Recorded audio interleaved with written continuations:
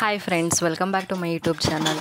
ತುಂಬ ದಿನದಿಂದ ವ್ಲಾಗ್ಸ್ ಯಾವುದು ಮಾಡೋದಕ್ಕಾಗಿರಲಿಲ್ಲ. ಸೊ ಇವಾಗ ವ್ಲಾಗ್ಸ್ನ ಮಾಡೋಣ ಅಂತ ಹೇಳಿ ಸ್ಟಾರ್ಟ್ ಮಾಡಿದ್ದೀನಿ. ಸೊ ನವರಾತ್ರಿ ವ್ಲಾಗ್ಸ್ಗಳನ್ನ ಅಪ್ಲೋಡ್ ಮಾಡ್ತಾ ಇರೋದ್ರಿಂದ ಮಾರ್ನಿಂಗ್ ಬ್ರೇಕ್ಫಾಸ್ಟ್ ಏನೇನು ಮಾಡ್ತಾಯಿದ್ದೀನಿ ಅದನ್ನು ಮಾತ್ರ ನಾನು ಅಪ್ಲೋಡ್ ಮಾಡ್ತಾ ಇರೋದು.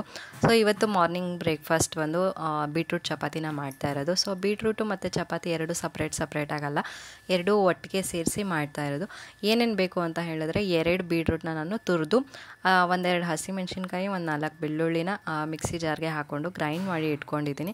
ಸೊ ಹಾಗೆಯೇ ಗೋಧಿ ಹಿಟ್ಟಿಗೆ ಒಂದು ಸ್ವಲ್ಪ ಉಪ್ಪು ಮತ್ತು ಒಂದು 2 ಟೇಬಲ್ ಸ್ಪೂನ್ ಆಗುವಷ್ಟು ಎಣ್ಣೆನ ಹಾಕ್ಕೊಂಡು ಡ್ರೈ ಆಗಿ ಮಿಕ್ಸ್ ಮಾಡ್ಕೊಂಡಿದ್ದೀನಿ. ಡ್ರೈ ಆಗಿ ಮಿಕ್ಸ್ ಮಾಡ್ಕೊಂಡಾದಮೇಲೆ ಬೀಟ್ರೂಟ್ನ ಏನು ಗ್ರೈಂಡ್ ಮಾಡಿ ಇಟ್ಕೊಂಡಿರ್ತೀವಿ ಅಲ್ವಾ, ಅದನ್ನು ನಾವು ಸ್ವಲ್ಪನೇ ಹಾಕ್ಕೊಂಡು ಮಿಕ್ಸ್ ಮಾಡ್ತಾ ಬರಬೇಕಾಗುತ್ತೆ. ಯಾಕೆಂದರೆ ಗೋಧಿ ಹಿಟ್ಟು ನೀವು ಸ್ವಲ್ಪ ತೊಗೊಂಡು ಬೀಟ್ರೂಟ್ನ ಜಾಸ್ತಿ ರುಬ್ಕೊಂಡಿದ್ರೆ ಕ್ವಾಂಟಿಟಿ ಜಾಸ್ತಿ ಆಗೋಗುತ್ತೆ, ತುಂಬ ತೆಳುವಾಗೋಗುತ್ತೆ, ಕಲಸೋದಕ್ಕಾಗೋದಿಲ್ಲ, ಮತ್ತು ಹಿಟ್ಟು ಹಾಕೋಬೇಕಾಗುತ್ತೆ.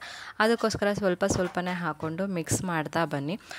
ಈ ರೀತಿಯಾಗಿ ಮಿಕ್ಸ್ ಮಾಡ್ತಾ ಇರಬೇಕಾದ್ರೆ ನಿಮಗೇನಾದರೂ ಕಮ್ಮಿ ಅನ್ನಿಸ್ತು ಬೀಟ್ರೂಟ್ ನೀವು ರುಬ್ಕೊಂಡಿರೋದು ಅಂದರೆ ಒಂದು ಸ್ವಲ್ಪ ನೀರು ಹಾಕ್ಕೊಂಡು ಮಿಕ್ಸ್ ಕೂಡ ಮಾಡ್ಕೋಬೋದು.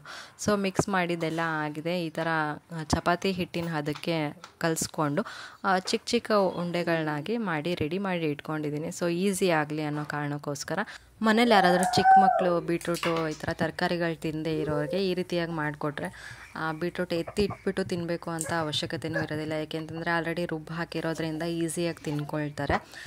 ಹಾಗೆ ನನ್ನ ವೀಡಿಯೋಸು ನಿಮಗೆ ಇಷ್ಟ ಆಗಿದರೆ ಲೈಕ್ ಮಾಡಿ. ಹಾಗೆ ನೆಕ್ಸ್ಟು ಯಾವ ರೀತಿಯಾದಂತಹ ವೀಡಿಯೋಸ್ನ ಮಾಡಬೇಕು ಅಂತ ಕಮೆಂಟ್ ಮಾಡಿ ಹೇಳಿ. ಸೊ ಮಕ್ಕಳಿರೋದ್ರಿಂದ ಸ್ವಲ್ಪ ಮಧ್ಯದಲ್ಲಿ ಆವಾಗವಾಗ ಮಾತಾಡ್ತಾ ಇರ್ತಾರೆ ಅವರು. ಸೊ ಅಡ್ಜಸ್ಟ್ ಮಾಡ್ಕೊಳ್ಳಿ. ಹಾಗೆ ನಿಮ್ಮ ಪ್ರೀತಿನ ಇದೇ ರೀತಿಯಾಗಿ ತೋರಿಸ್ತಾ ಇರಿ. ವಿಡಿಯೋನ ಕೊನೆವರೆಗೂ ನೋಡೋದನ್ನು ಮಿಸ್ ಮಾಡಬೇಡಿ. ಏಕೆಂತಂದರೆ ಮೈಸೂರಲ್ಲಿ ಹಾಕಿರೋಂತಹ ಲೈಟಿಂಗ್ಸ್ನ ಒಂದೆರಡು ಕ್ಲಿಪ್ಗಳನ್ನ ನಾನು ಹಾಕಿದ್ದೀನಿ. ಸೊ ವಿಡಿಯೋನ ಕೊನೆವರೆಗೂ ನೋಡಿ.